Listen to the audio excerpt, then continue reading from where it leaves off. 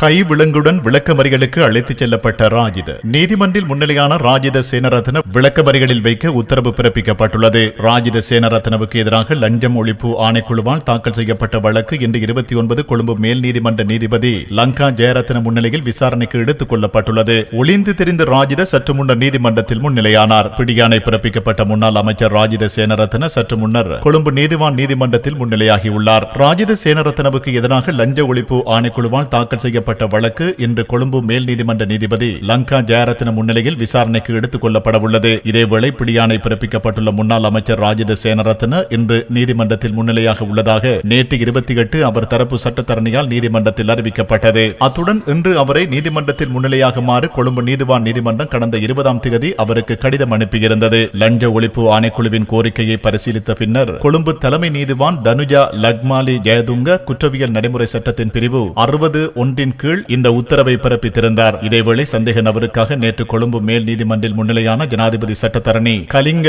இந்த திச வழங்கப்பட்ட அறிவிப்பின்படி இவர் இன்று நீதிமன்றத்தில் முன்னிலையாகுவார் என்று அறிவித்திருந்தமை குறிப்பிடத்தக்கது.